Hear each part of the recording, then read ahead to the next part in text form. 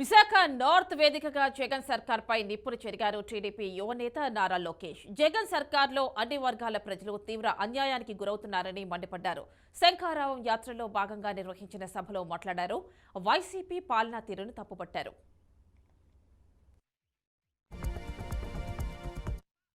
విశాఖపట్నాన్ని విషాదపట్నంగా మార్చేశారు. జగన్ ఒక భస్మాసురుడు, ఒక ఐరన్ లెగ్. ఎక్కడ అడుగు పెడతాడో అక్కడ గ్యారంటీగా డ్యామేజ్ జరుగుతుంది. ఎప్పుడైతే విశాఖపట్నాన్ని పరిపాలక రాజధానిని ప్రకటించాడో ఇక్కడ 6 నెలలకు ఒకసారి ఒక బాయిలర్ పేలుతుంది.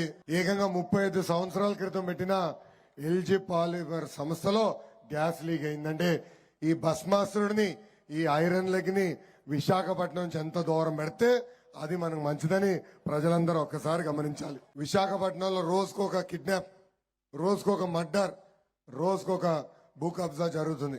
పొరపాటున వైకాపా నాయకులు మన దగ్గరకు వచ్చి మన ఇల్లు చూసి నచ్చిందంటే ఆ భూమి కూడా కొట్టేసే పరిస్థితి ఈ రోజు మనం అందరం చూస్తున్నాం.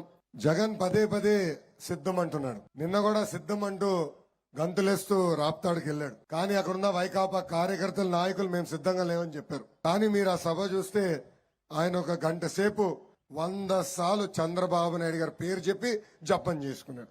అప్పుడు నాకు అర్థమైంది, ఈ జగన్ ఆంధ్ర రాష్ట్రానికి పీకింది పొడిచింది ఏమీ లేదు. అందుకే ఆయన కలలో కూడా హాయిగా పడకలేకపోతున్నాడు. కలలో కూడా చంద్రబాబు నాయుడు గారే కంపడే పరిస్థితి ఈ రోజు వచ్చింది. రెక్కలు ఇరిగిన ఫ్యాన్ మనం ఏం చేస్తాం, పీకి చెత్తబుట్లో పడేస్తాం. ప్రతి సంవత్సరం 6500 కానిస్టేబుల్ పోస్టులు కూడా భర్తీ చేస్తానని హామీ ఇచ్చి ఈ రోజు మాట తప్పాడు ఈ జగన్. ఆనాడు ఇసుక పాలసీ మారుస్తున్నాను, మెరుగైన పాలసీ తీసుకొస్తానని ఇసుక మనకు దూరం చేశాడు.